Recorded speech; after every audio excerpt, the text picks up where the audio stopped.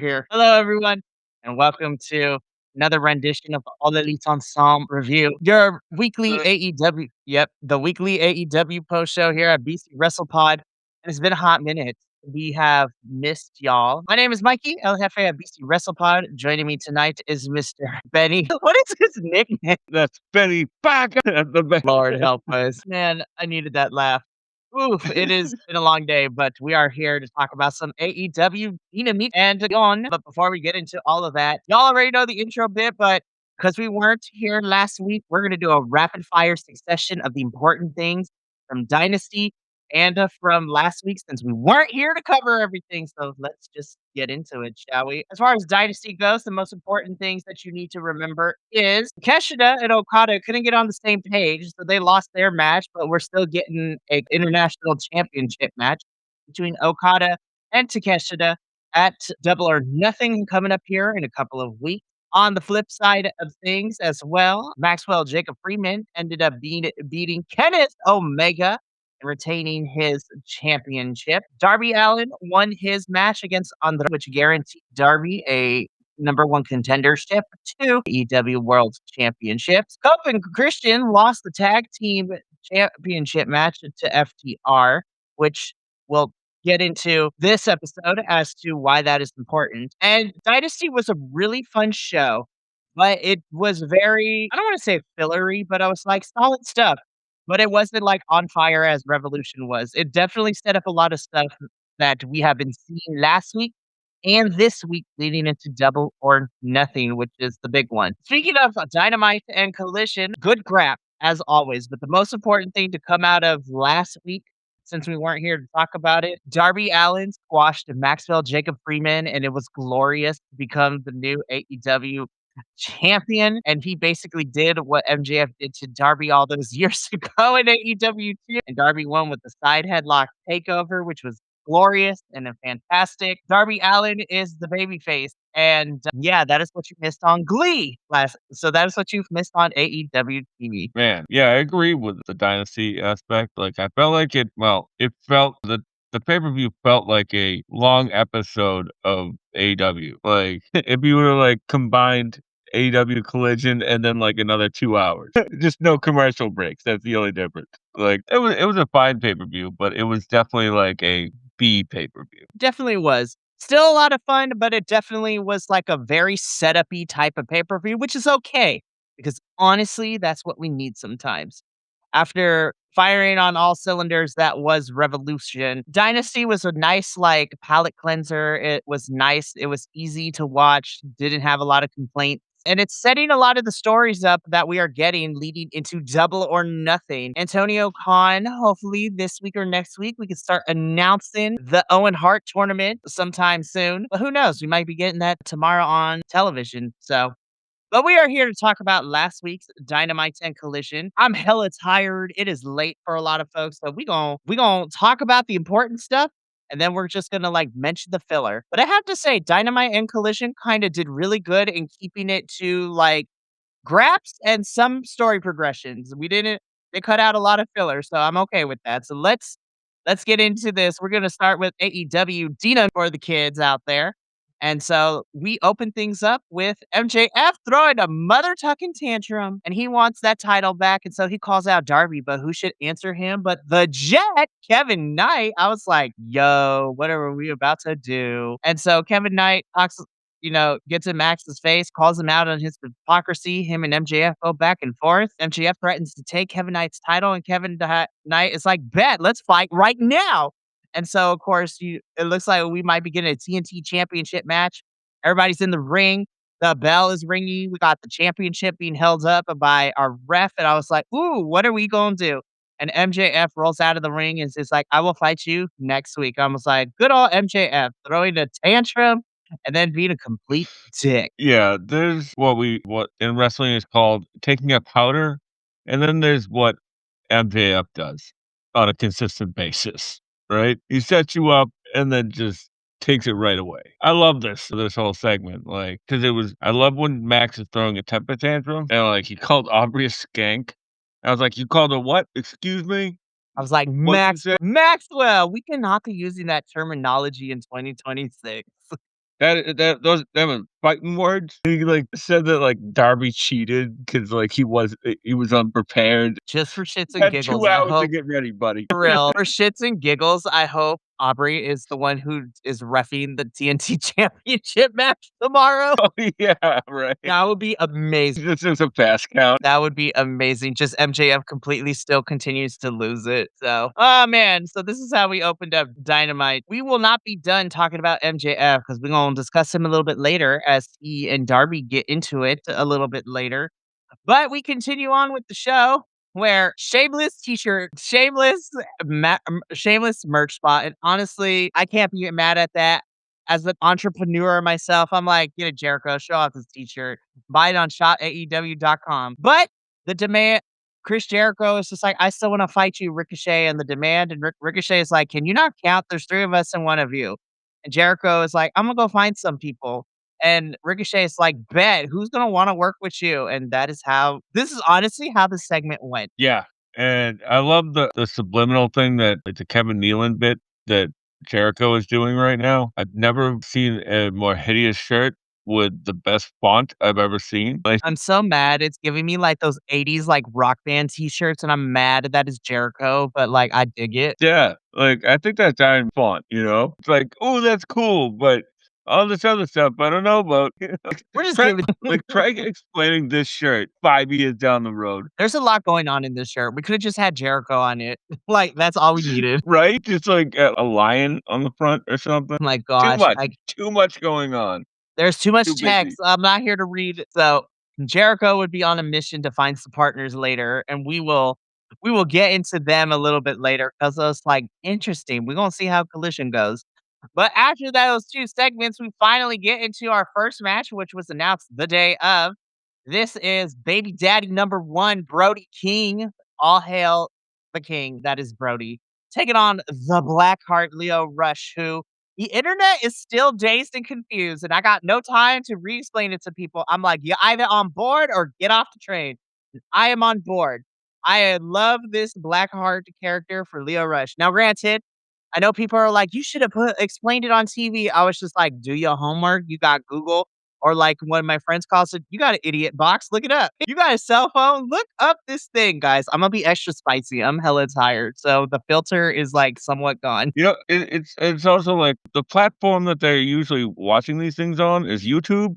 Like, just type in Leo Rush into YouTube. Like, not that hard. Anyways, I'm not here to tell people what they should and should not do, but I will encourage you to do your research. But back to this match, this is what opened it up. I continue to love how Leo Rush incorporates his Blackheart into his offense with the speed and the running around on all fours. I'm like, even at what one point, Brody King is like, I'm a big dude with a lot of tattoos, and I'm intimidating as hell, and I am slightly frightened by Right? Yeah, I didn't mean it, like, to tell anybody that what they should do either, but I'm a big fan of the Blackheart character, especially that, like, little no running the rope spot, like, "No!" And he runs, and, like, jukes him out, and the crowd at one point was like, "He's got rabies." Shut the This crowd was Portland, you were on a good one. We love you. yeah, this was a good crowd, and what like, this one actually went much longer than I expected, and Brody doing Brody things, and Leo doing Leo things, man, like Honestly, that's the best way to describe this match. Brody doing Brody things, Leo doing Leo things, and Brody King wins. Bam. What else can you yeah, say? Good stuff. right? Like, Good opener. exactly. Brody, my unofficial baby daddy. We're gonna talk about you a little bit later at the end of the show because love it. Anywho, moving on. So after this match, we get into Tommaso Ciampa cutting a promo. And I was just like, this is a fascinating way to sit on this chair. But Tommaso Ciampa makes it really clear he's gonna grab this title from Darby. Nothing else to say. It's just like one of those promos that's gonna lead into the main event later. I really like this promo, and this and later on, like, really changed my mind about Ciampa. Even though he does here in this picture, now that you're pointing it out, does look like anybody at 3 a.m. on a Saturday. Too many margaritas. Damn, Just really was good, Tommaso. Happy hour was really good. just sitting in their underwear on a chair.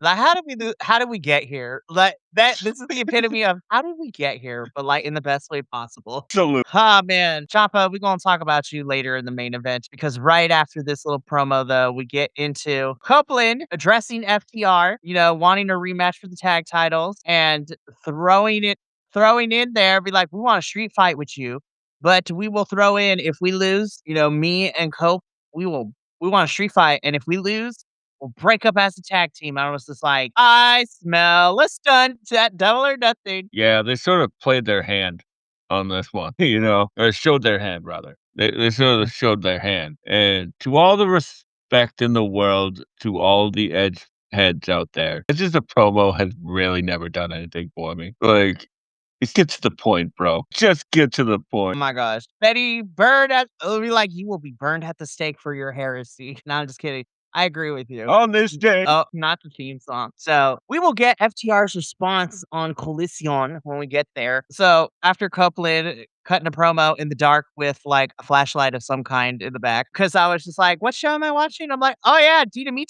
because now we finally get into our second match. I'm gonna be honest.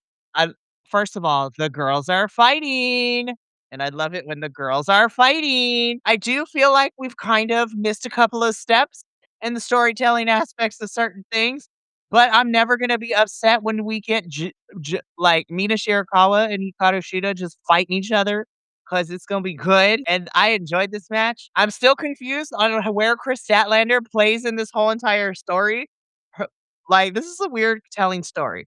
The match was a lot of fun, and I enjoyed it. I wish we got more time, but I enjoyed it for what it was.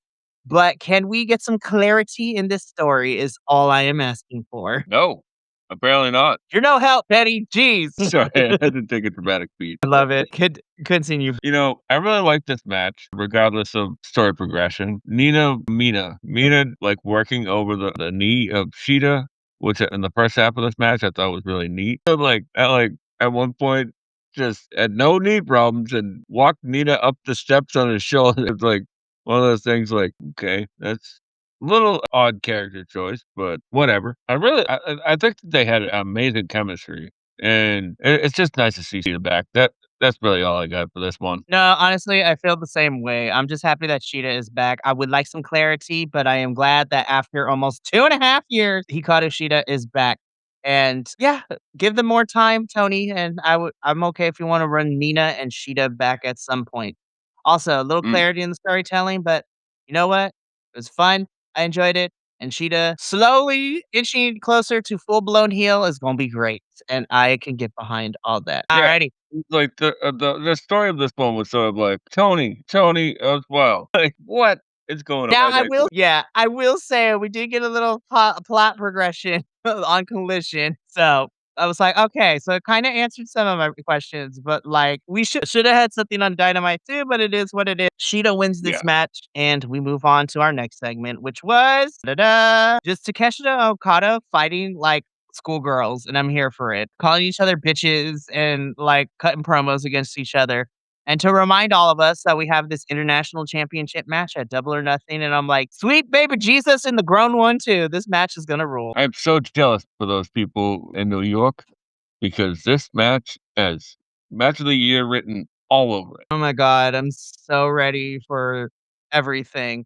Also, not to spoil anything, but I'm also jelly of my friend who lives in San Jose. And again, had I not already been scheduled to go on this vacation, he invited me free of charge to let me stay with him, and he would buy my ticket to go to Forbidden Door with him this year. And I'm like, if I wasn't on vacation starting the following day, I would have. I was like, why, wrestling gods? Why do you forsake me? But it's okay though. I'm excited. I know. I'm excited he's going though. This is his first AEW pay-per-view. I'm like, yes, the proverbial popping of the cherry, so to speak, of AEW pay-per-view. I am so proud. Absolutely. And even if it is a side quest one, like first AEW pay-per-view was a Forbidden Door as well. So woo woo. Hell yeah. My first AEW pay-per-view, well, technically, it's not a side quest one, it was one of the big 4, but my first AEW pay-per-view was Full Gear 2023. Damn. I saw that really great triple threat match between Chris, Sky, and Julia, but also that is where we got the inaugural Texas Death Match with Hangman and Swerve that kicked everything off for the next year and a half. It was insane. It was great. Anywho, let's keep this going. After these two cutting promos against each other, oh my god, like this is my favorite match from like a storytelling perspective. So also consistently putting Mark Davis on my television screen. Not gonna be mad, Tony Khan's baby daddy number 2, but I'm just gonna fast forward because this match was ruling cool. But I was just like in the best way possible. I'm like, "Oh my god, Mark Davis beat Will Ospreay due to doctor stoppage." I was like, "That is how we do it with the doctor stoppages. Thank you, AEW. It's not that hard to do a stoppage." And I was like, "Ooh, we haven't seen the doctor really stop a match before. This shit rules." Yeah, I really love this match.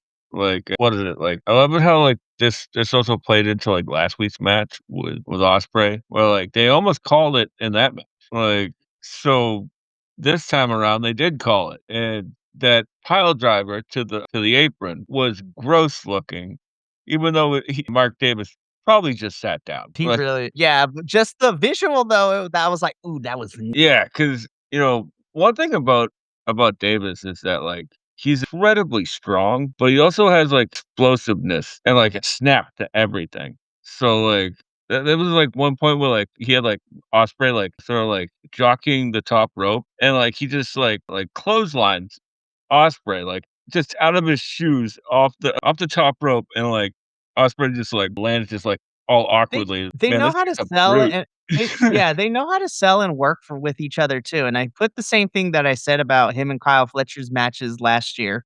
Because Mark Davis and Kyle Fletcher and Will Ospreay were all closely together in the same New Japan stable of the United Empire, like, they have worked together and they know each other very well, so it's just like, Will sold the hell out for Mark, and Mark sold the hell out for Will, and they just know each other and trust each other very well because you can't pull off that nasty looking spot without a sense of trust between the 2 of them. Absolutely. You know what they always say, you always hit your friends the hardest. So, True. wrestling, in wrestling, like In the words of 2 Chains, true. So, now afterwards, though, was also very interesting because we had the Don Callis family continue to beat up on Will Ospreay. They came out and beat him up. And then Death Riders came out. I'm like, "Oh god, Will's about to die." But no, no. The Death Riders kinda have Will's back, and they literally on live television or on the replay for me, they literally commit kidnapping in front of my TV screen. And they pick up Gladio picks up Osprey, and the Death Riders take him to the back of the arena, which I was like, "Oh my god, what is about to happen?" And we will talk about it when we get to Collision. Spoiler alert, boy. that shit was cinema. But Imma give all my full details of that afterwards. But this was so good in terms of the storytelling and what we're doing with Will Ospreay. I was like, "I don't know where we're going, and I'm kinda here for it." Like, they're playing the Death Riders are playing with Osprey's head, and I'm kinda here for it. So, more of that when we get to but after this, though, I'm just like, when a bad bitch walks into the room, what does she do? She has another bad bitch join her. Listen, I'm kinda spoiling Collision, but because Jamie Hayter is not cleared/not able to compete, Alex Windsor is gonna bring the fight to the Triangle of Madness, and again, Alex Windsor is a bad bitch. And so what does she does?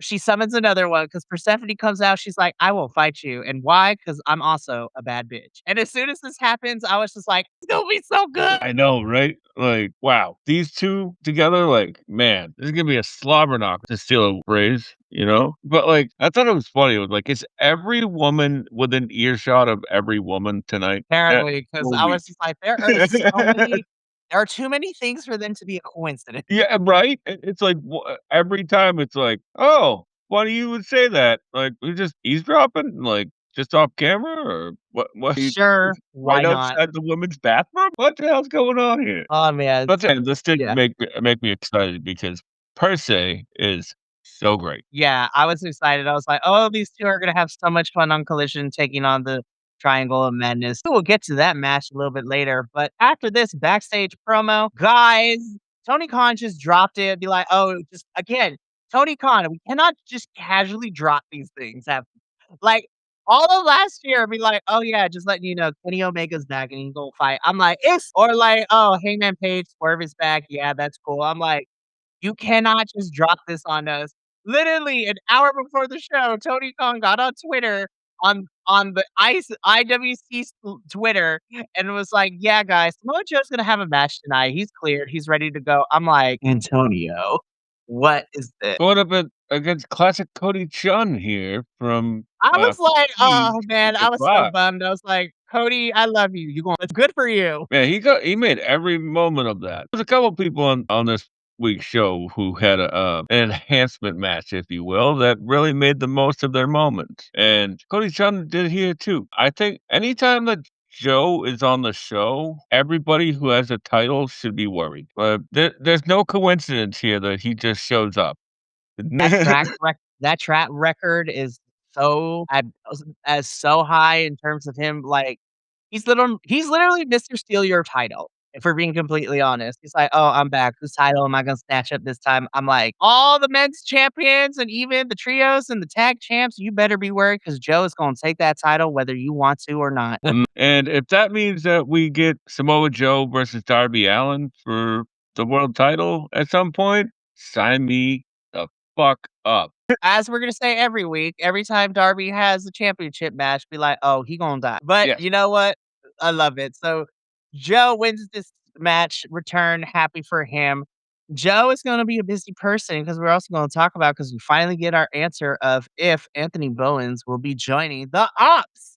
We're gonna talk about that later though. Moving on. Jericho Part 2, Electric Boogaloo. He finds some people to work with for this trios match on Collision and he has enlisted the help of the Hurt, the Hurt Syndicate business. Just we hurt people. We hurt people. Yeah. I like this segment at the moment, giving but after time, maybe not, you know. And I did like the fact that they played on the real life drama between MVP and Jericho, and they just went, it's just business. I like that. Honestly, I'm here for it. So they would be teaming up on Collision, and we won't talk about that match when we get there. But right now, we hear from our new AEW World Champion. Darby keeps it super simple and super short. He understands that this title reign may not last long, but damn it, he's going to give it everything he can. Then MJF in his nonsense interrupts, and it's just like, I want my title back, you little turd. And Darby Allin is just like, no, because internet, no is a complete sentence. And Darby is just like, when you have something to put on the line, then I will give you a title. So I was just like, I hope, again, it would be funny because we know that him and Kevin Knight are going to have this TNT championship match next week. I would love for Max to lose and then he would have to win the Owen to get a shot back at Darby. Like, that is what I would love to see. But we'll see what happens because Darby's title reign is not going to be long, but I am still okay with that. So Max is going to have to work for it to get a rematch with Darby. Will he succeed? We'll find out tomorrow night. But right now, one more time for the camera. Match of the night. Fight me. Good shit. Like, my God.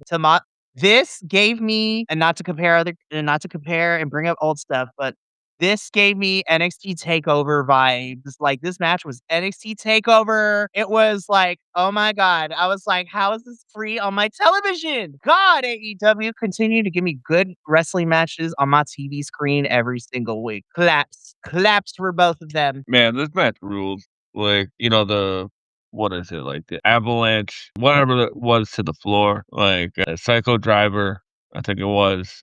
And sometimes I love AEW. All right. And this is just an outsider looking in. Sometimes people have to be told no, like you just said. It was a great spot, but will we remember it at the end of the year? Probably not. But it was worth it for the moment, you know? And I think this match really built Ciampa's stock in the company, you know, because like he's been building on momentum since he's come in, and him getting a title shot and putting on this caliber of a match right away, like he hasn't been here for like 2 months, right? He's already like fast tracked to a world title, which is great because he's to my and I encourage anybody to go out of their way to see the promo that's on Instagram that happened after this because oh my god, that is probably one of the best promos I've seen from Ciampa in a long time, and he's a great promo. So it's saying a lot, you know. Yeah, I have nothing else to add. This was fantastic. Darby wins by making Ciampa tap, which was really fun to see and different. Darby could barely catch his breath though because baby daddy number 1 comes back. And okay, it was like to many, it was a simple throwaway line, but like there's one particular line that Brody said that perfectly like set up this is how you do a babyface versus babyface title match.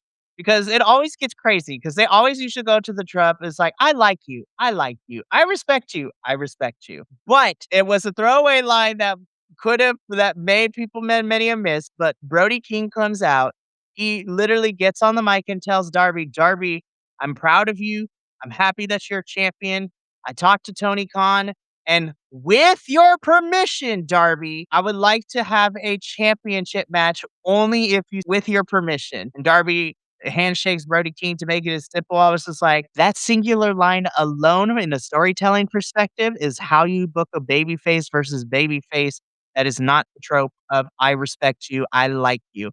It's just like, with your permission, if you should, with the caveat of should you accept this match, I want to have a title match, but only with your permission. I'm like, it's not that hard, other promotions. This is how we do it. It just like it could to many, it could just be a throwaway line, but I was just like, "This is how you do babyface versus babyface," and we're getting Brody King versus Darby Allin tomorrow night on Dynamite. Yeah, and be here for this whole rivalry in AEW at least. I'm totally here for it, and you don't need to sell me much. Those of us, the sickos, what? Yeah, we know the story. Let's get at it. So this is going down tomorrow night on Dynamite, as well as the TNT Championship match. So that should be fun. And if I've read correctly, I think that Cheetah and Stat are going to have a match against Divine Dominion. So I'm like, That was quick. I know. I was like, okay. Also, I will talk about this more in depth next week. But Megan Bain, the woman that you are, you had a good God, girl. That match in Stardom was. Can't wait to talk about it next week. But we're here to talk about AEW. So that is Dynamite. So now let's get into AEW for the kids. This one's gonna be sweet and short because lots of graps to talk about. But first, we hear from FTR. The Spark Notes version is they accept the street fight at Double or Nothing. But now it is a I quit street fight, which I was just like, not sure if that goes like if the synchronicity works well, but shit, blood and I quit, I'm here for it. Sounds like They about somebody pitched dog collar match, and somebody was like, "I'm too old for that." either that or like the Will Smith meme just showed them video of the Briscoes FTR dog collar match. They're like, no, Yeah, exactly, right? my goodness. I love this silly side of FTR. Like, they're really getting some gold out of this, and they're really doing a lot of the heavy lifting as well. 100%. So we haven't got the official graphic yet, but it is a New York street fight. New York I quit street fight. I don't even know how you're gonna word it. There's too many words to put it together, but it's gonna be a car crash, and I'm here for it. Why not? Double or nothing. But then I'm like, but it's a New York street fight and it's I quit and we're in New York. So how does the athletic commission not my problem to worry about it, I guess. Nope. Nope, no. Not my problem. Anyways, let's keep this going because, first of all, like to kind of put everything into perspective, we had an opening with the conglomeration. FTR and Stoke interrupt this backstage moment. FTR come out to do the promo as they're leaving up the ramp. The 90s sitcom that is the conglomeration interrupt. And then we get into this match for the AEW World Trios Championship. So apparently, Roddy and Kyle O'Reilly, they're all copying Orange Cassidy's swag as they now all hold the championship belts in JanSport backpacks, which we love. And so the conglomeration are taking on the Don Callis family, which is in this iteration our CMLL World Heavyweight Champion Lance Archer and Andrade El Idolo. I will say, someone posted a really funny meme about this match with Orange Cassidy in like and Lance Archer because of their heights, it looked like Orange Cassidy was motorboating Lance, and it was hilarious to see. This Yeah. was fun. Sorry, buddy. I didn't mean to cut you off. This was fun. I really like the idea of Roddy using Orange as a unwilling weapon, and was it Kyle? Like, when he comes out with the JanSport backpack, like, he's usually, like, playing the guitar, like, playing the belt like a guitar, and I'm like, "How's he gonna get around not playing the belt?" And then he starts playing with the drawstrings, like, "Oh, Kyle, never change." I miss you, Kyle. We missed I you. miss you so I'm much. so Just the best. for real. Like, was it, like, Andrade, I guess, like, met up with somebody in the crowd during the commercial break, and probably the biggest pop of the night was Andrade taking off his pants. Are we surprised Rightfully so. though? Are we surprised though? No, we are not. And listen, not to put people on blast here, and I can't speak for my co-host, but I will say I'm not gonna complain. Nope. Nope. The conglomeration retain their trios championships, and we must move on. You know, I did pick up on the United Empire looking like the Reservoir Dogs, but I was not expecting a full-on Reservoir Dog scene later on. Benny, this was oh my god. It was simple. This was shot really well. Like, Yeah. I don't have words. I was enthralled. This was honestly one of John Moxley's best promos, like, ever, possibly, because that, like, slow villain type of promo he's doing right now really worked for this situation, and, we know that how bad of a guy Will Ospreay is willing to be at times, so he still has that inside of him, you know? He's not just the happy little lab that we know him as, you know? Oh, man. I can't wait to see how this unfolds. And then, like, I love how, they come out the Death Riders come out for the next match, right? And Mox is with him, and he gets on commentary, and Tony tries to coax it out of him, "So what happened then?" And he goes, "Oh, don't worry about it. Call the match." So, this was awesome, and honestly, I love this mind game that it John Moxley's playing with Will. Also, Callum Newman being, like, a complete troll and tweeted out during the show at this moment, he's like, "Yeah, go ahead, run away again." I was like, "Damn, Callum!" I was like, "We just got no love." Oh my goodness, but I love it though. Need more of this. The fun thing is with this story, I honestly don't know what the end game is here, and honestly, I'm okay with that because usually I can kind of tell where the end of the story is supposed to go. I can't tell you where we're going with this, and honestly, I'm okay with that because I'm enjoying the ride. Oh man. 100%. I love to be taken on a journey. So, have at it, boys. We will continue to investigate the plot as we get more of it. Well, like you said, Benny, though, because John Moxley's on commentary because God, what a 10-man tag team field. This is the Rascals and the Young Bucks taking on the Death Riders and the Dogs. God dang, man. Like bodies everywhere is what I have in my notes and claps all around. There was a lot of stuff that I've seen in this match, I've seen in other Young Bucks matches, but, it's not an insult. I love the Young Bucks matches. I love the way that they put together matches, right? Like, the sharpshooter spot, they're doing, moves in between everybody.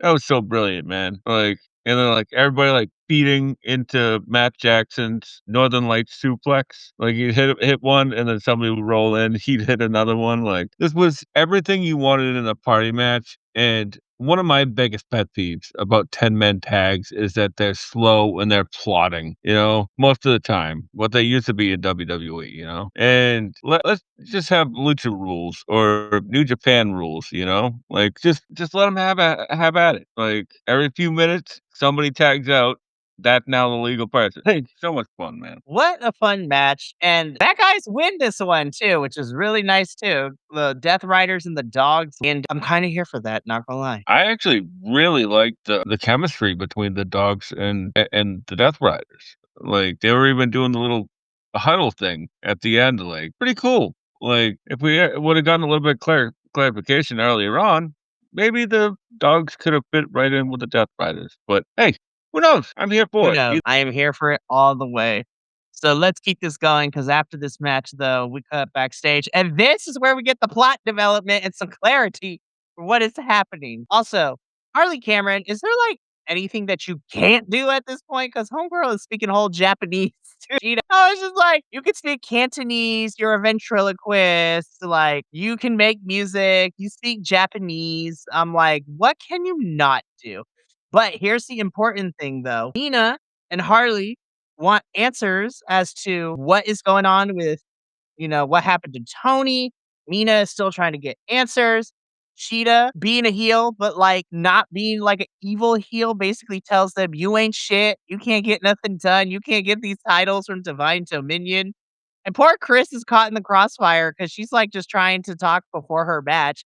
And as soon as all this transpires, she immediately leaves. I was like, "Damn, Sheeta, Yeah. you telling Mina and Harley they ain't shit. That's crazy." This was so much fun. I completely agree with you. She does definitely like, that heel turn is definitely coming in hot, and actually, I don't know if it's gonna be on Stat, you know? I think the Cosmic Babes of Wrath had a great run, and they did nothing with them, so I think the best thing that they can do is just separate them all right now. Like, just get them away from each other so, like, they don't you see what I'm saying. But, like, as you were saying, like, Holly Cameron, she can speak Cantonese or Mandarin, whichever one it is, I don't know. She can also speak Japanese, and the only thing that she can't do, wrestle. Oh, man, I'm sorry. Damn, Harley, I s damn. Which no, but we joke about this, but she even will tell you she's still learning, and that's the important part. Oh, She's yeah. improved a hell of a lot. She's still got a long ways to go, but no, you cannot wrestle at a high caliber yet,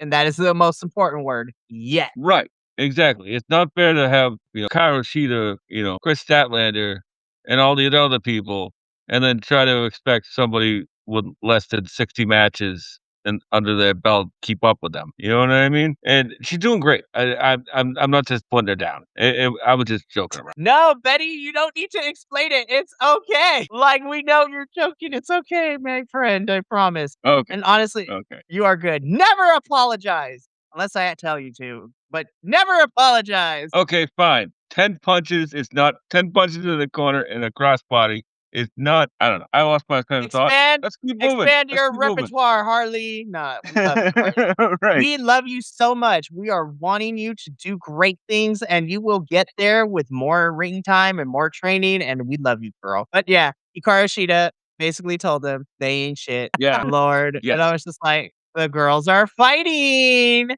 And I'm here for it. Speaking of the girls are fighting, Chris Statlander's in action. She is taking on one of a face that we are familiar with from other instances. Miss Becca is facing Chris Statlander here. Tune-up match for Chris. She wins, but Becca showed off some really good stuff, and I liked what I saw. Yeah. Chris Statlander gave Becca a lot, and I really like that because Becca is fantastic. On Becca on God, what they say. And I don't know why we need to build Chris Statlander. Like, this was just odd for me, to be honest with you, 'cause I was like, "We know who Chris is, like, she can have a great match at any time." Like, okay.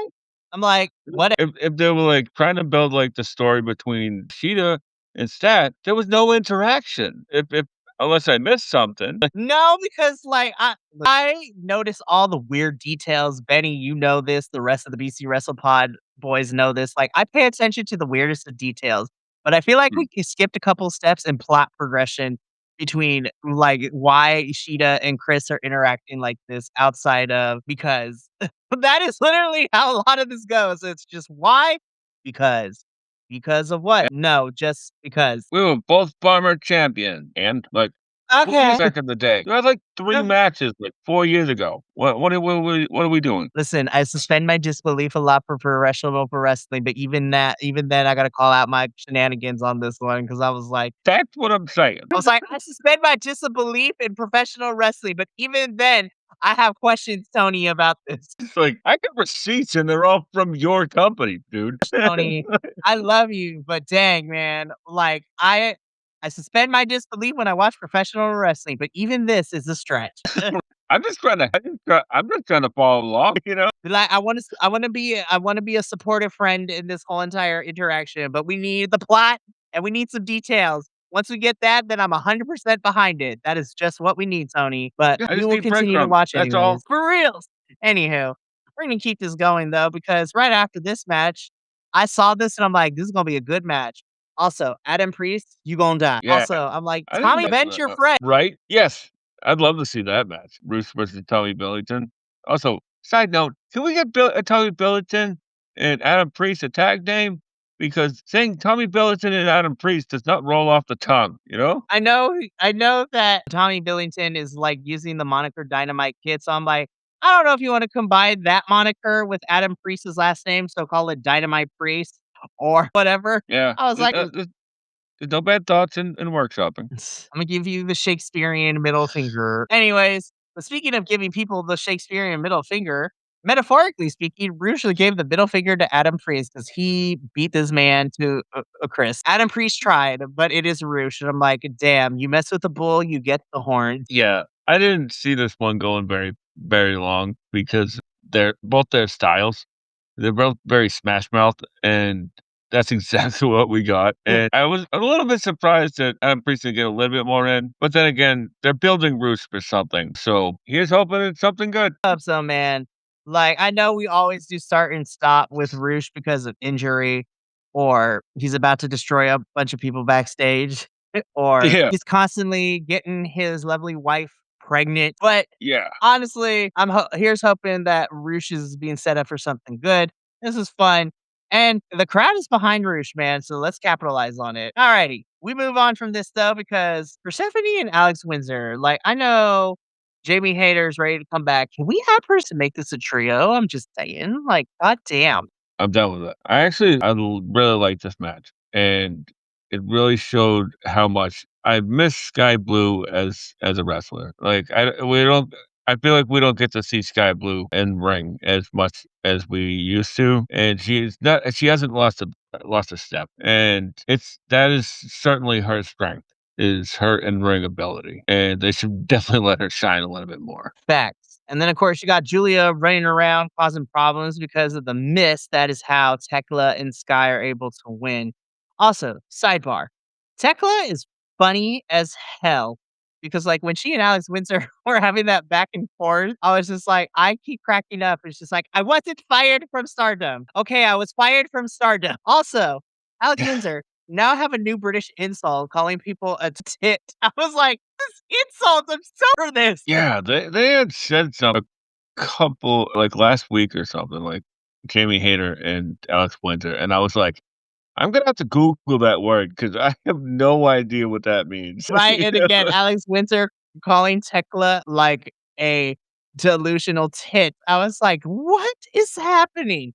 But no, Tekla's great, like, when she just Mm, goes off, she's so funny, and I love her for it. Like, she can wrestle, and I love her, but, like, it's like the Okada effect. It's like, just give them a little bit of freedom, let them be a tiny bit funny, and the crowd is behind them. I wasn't fired from Stardom. Okay, I was fired from Stardom. And listen, I'm not a performer by any means, but like the timing of that was so good.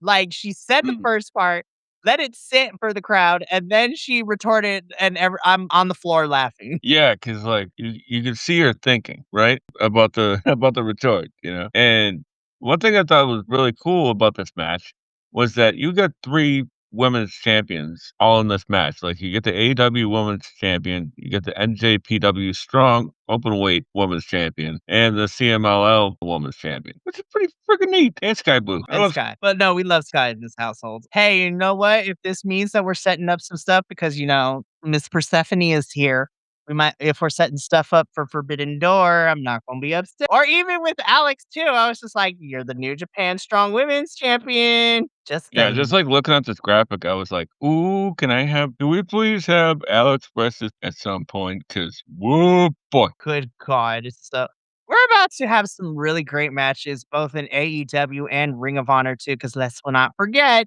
that Persephone is part of that women's survival of the fittest match for Athena's title at Supercard. And I'm excited. Listen, yes, Athena or Trish Adora, Yuka Sakazaki is in this match. Freaking Billy Starks is in it. I'm like, good God, we are about to have a fantastic match. Lord help us. And honestly, if this is where you want Athena to lose, because she doesn't like, honestly, perfect situation for it. Fine. Just saying. Just saying. Anyways, let's keep this going. We got a little bit left in the tank for Collision. Next up, the AEW National Championship, Jungle Jack Perry versus El Clon. I love that we are getting an evolution of El Clon because now he's ripping off like the eye sockets of his mask to show the context underneath. And I'm like, yes, we love good character development. And okay, fun little fact. I love that wherever El Clon wrestles, he takes like their top person and begins to quote unquote clone them. So, like this past weekend when El Clon was in Mexico, he hacked the system and he came out in his colors version.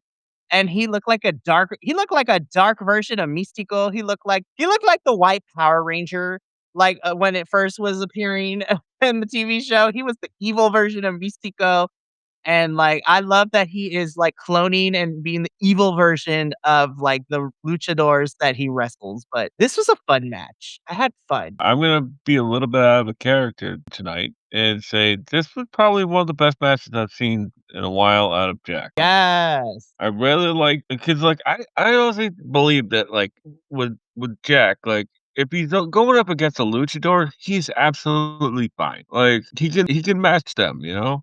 They might have to slow down a little bit to help him catch up because, he only wrestles once a week or whatever for 5 years. But, like, of course, I had to get some shade in there. Come on. Like, come on. But, like, I agree with that. El Clone is slowly becoming one of my favorite luchadors on the roster. That delayed Pele kick thing, like, gets me every time, and he never hits it the same twice, so that's nice. Like, here, like, he, like, threw Jack into the corner, and as Jack was coming back out, he hit it. I thought that was really cool, and, like, I can't wait for that hologram El Clone, feud whenever that happened, you know? Honestly, I would love to see this be a feud for Perry, especially now that we have gotten away from him and Ricochet. So let El Clon be the person he feuds with. And I'm gonna be honest, I love Jungle Jack Perry, but I am also here for an El Clon national championship. I don't run. That's just me though. That's just me. Anyways, let's keep this going. Anthony Bowens is in the ops now. We got that official answer.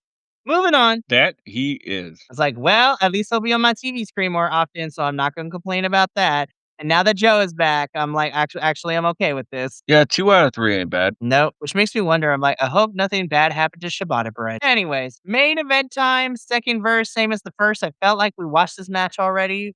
Was I entertained? Yes. Solid main event. Demand looked great. Hurt Syndicate fighting with the Gates of Agony has me intrigued because that's a lot of meat in that ring. Very interested that we keep having Jericho lose. So it's just like, I'm not mad at it, but I'm like, color me intrigued. So, you know when they say fight forever? Not this one. I'm just kidding. Not this one. Not No. this one. No. Because we've we've already seen every single stipulation match there can be here, you know? MVP even wrestled a match in this feud. What are we doing? Could one of these old men stop and ask for direction? Because we lost. We lost the plot.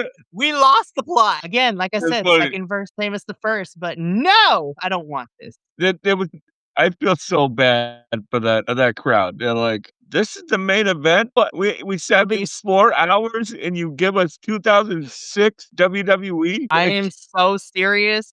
They should have switched this and had the AEW Trios Championships main event the show. Send the crowd home happy. oh, that crazy 10-man tag, you know? Like, I would've happily Send the stuck crowd around for home that. happy. Anyways, I literally just, the like, when I was watching it the other day, I was like, "Oh, that's the main event? Cool, I'll come back." And I watched it today, you know? sorry. It was fine. It was no harm, no foul, but, like, it looked like Bobby, like, his knee or his ankle gave out, like, when he was hitting Leona I with the kn Oh spear. my gosh. I'm just like, "We just got you back." Yeah, because apparently we can't use Shelton without Bobby, so Bobby can't Nah, get injured. I'm here for a Shelton singles run, like, honestly, him and Kevin Knight can feud, and I'd be here for it. Yeah, They already right, shown that they can go and are so good in terms of chemistry, we've seen it before. right? My god. I don't know, man, but the demand So we're frustrated with this already. oh my god, the demand win, we're done. Like, that is Collision, that is AEW this week. We got lots of fun stuff this week, like, God, oh man, like, that main event left a bad taste in my mouth after what it was pretty solid week of AEW television this week. Right? God, This Tony, is what you anyways. close out on. Anyway, so, alright, that is it for us this week for AEW. A little bit of some program announcing. We will not have a live episode next week because I am being called away to some other business that I need to take care of. But I will have something up as like a quick rundown of Dynamite and Collision because we are on the road to Double or Nothing. So some crazy shit might happen this tomorrow night and on Saturday. So we need to keep that going. So there will be a pre-tape video probably next Tuesday, but we have a lot of stuff that is still happening this week. Tomorrow night, doubleheader, NXT and CMLL. we are back to our normally scheduled programming. That is our doubleheader tomorrow night. Then on Thursday, we have Mystery Wrestling 25. And as much as I enjoyed it, I will be the first to say, Uno, thank God that the next iteration is not until June. Because we have seen so much mystery wrestling this month, which is not a bad thing. JVL's going to kill me from the Netherlands. But I am glad that we're having a little bit of a break. So, anywho, and then on Friday, we have our TNA post show, which we're going to talk a lot of smack. We're going to have lots of fun. And yeah, so that is going to be a fun week. But that's going to be all it for us here this evening. Thank you so much for tuning in from all of us here at BC WrestlePod to you at home. Remember to take care of yourself, love one another, stay iconic, and more importantly than anything, you always deserve to finish your story. See you tomorrow for NXT and CMLL. But until then, and until next time, peace. Thank you so much for tuning in to another Vibe Tribe production. What's gonna happen next time? Well, you're gonna have to tune in to find out. But until then, remember, take care of yourself, love one another, and as always, make sure that you keep the good times rolling. Thank you for being here, and we'll see you next time.